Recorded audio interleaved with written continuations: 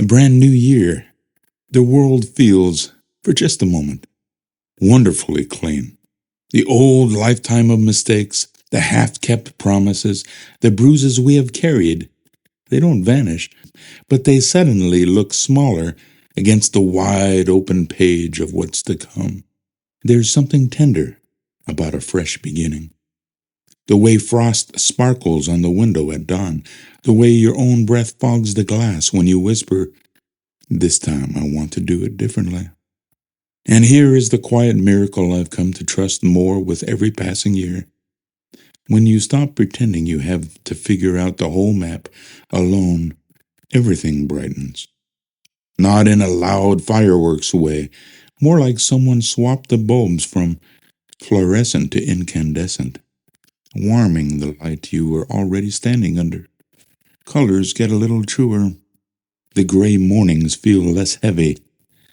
Decisions that used to tangle like Christmas lights in a box begin to untie themselves, one strand at a time. You still won't have all the answers. You still stumble. But purpose starts to hum underneath even the ordinary moments. Folding laundry, waiting for the kettle, texting a friend who's struggling. They stop being just tasks and start feeling like small, holy threads in a much bigger story that is so much bigger than ourselves. The answer to the ultimate question is yours, and nothing else is important by comparison. Try this simple, brave thing. Whisper, out loud or to yourself, "God, I love you." No matter what happens, and every time something happens, good, bad, tragic, or indifferent, repeat that brave thing. "God, I love you." I know what you're thinking. Sometimes things go horribly wrong and are out of my control. Somebody is messing with my life. Not so. Picture this. You stand on a windswept hill, bow in hand, arrow already nocked. You draw back the string with a steady breath, eyes locked on target, far across the field. In that instant, your intention is pure. Aim true. Fly straight. Strike the center. You release. The arrow leaps forward, but the flight is never quite like we picture it in the quiet of aiming.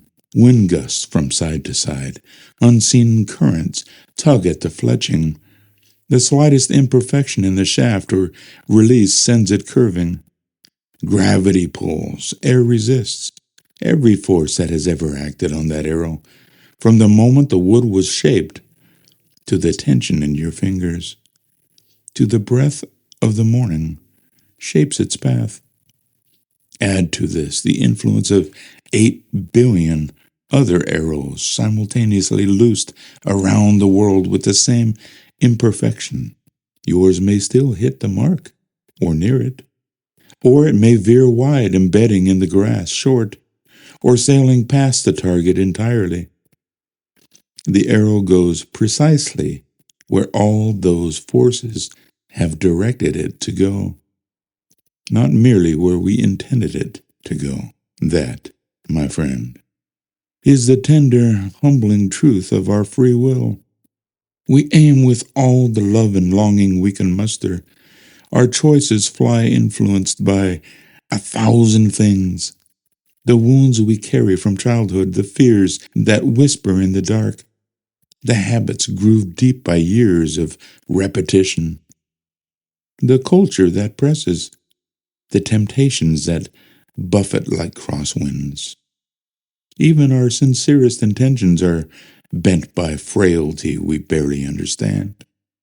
But our Creator loves us still, not because we flew perfectly, not because we compensated for every guest's.